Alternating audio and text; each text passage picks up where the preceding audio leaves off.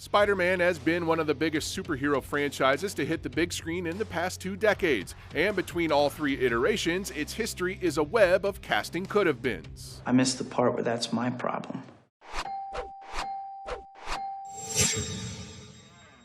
Although directors from Roger Corman to James Cameron tried to get a Spider-Man movie off the ground over the years, with Sony and Cameron interested in Leonardo DiCaprio or Edward Furlong starring, it was Sam Raimi who got the green light in the early 2000s. Raimi considered Freddie Prinze Jr., Wes Bentley, Chris Klein, and Jude Law for his Peter Parker, but eventually offered the part to Heath Ledger. The eventual Joker turned down the role, as did Josh Hartnett, so Raimi auditioned other actors like Scott Speedman and James Franco, who was instead cast as villain Harry Osborn, before being won over by Tobey Maguire after seeing The Cider House Rules. Fly! Up, up, and away, Webb! For Mary Jane, Eliza Dushku, Alicia Cuthbert, Alicia Vitt, Mina Suvari, and Tara Reid were considered before the role was offered to Kate Hudson, who turned it down to do The Four Feathers instead. Elizabeth Banks auditioned but was told she was too old and instead cast as Betsy Brandt. Kirsten Dunst only read for Raimi after learning Tobey Maguire was on board and then landed the job. Wow, great reflexes.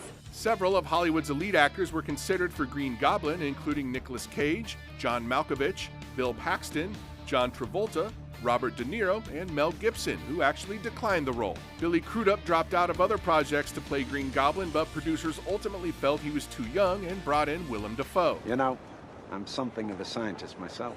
Spider-Man was a huge hit and a sequel was fast-tracked, but there was concern Maguire would not be able to return after hurting his back making Seabiscuit. Jake Gyllenhaal was brought in as a potential replacement, but Maguire ended up filming after all. For Spider-Man 2's villain, Dr. Octopus, De Niro was again considered, along with David Duchovny, Liev Schreiber, Sam Neill, Ed Harris, and Chris Cooper. But it was Alfred Molina who earned the role based on his performance in Frida. Butterfingers. For 2007 Spider-Man 3, producers considered Ben Kingsley playing Vulture, but instead went with Topher Grace playing Venom. For Gwen Stacy, Alicia Cuthbert was again considered, along with Scarlett Johansson, before it went to Bryce Dallas Howard. Oh, this is so cool. Director Mark Webb came on to reboot the franchise with 2012's The Amazing Spider-Man and met with several actors for the new Peter Parker, including Jamie Bell, Alden Ehrenreich, Anton Yelchin, Frank Delaney, Aaron Taylor Johnson, and Josh Hutcherson.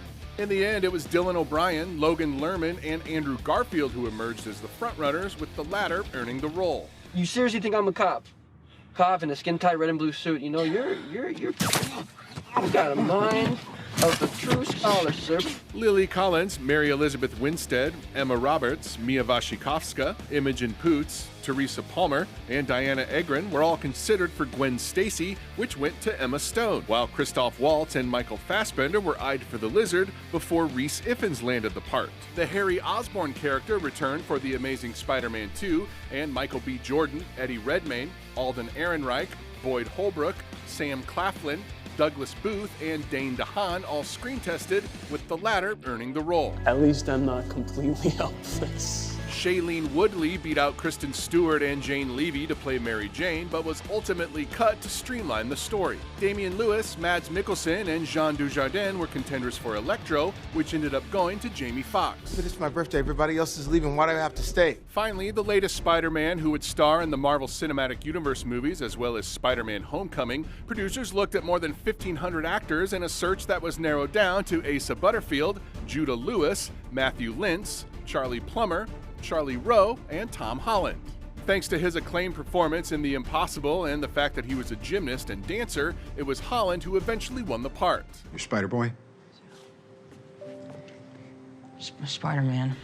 Holland next returns to theaters in Spider-Man Far From Home and will likely stick around for more. Are you an Avenger? Yeah, basically.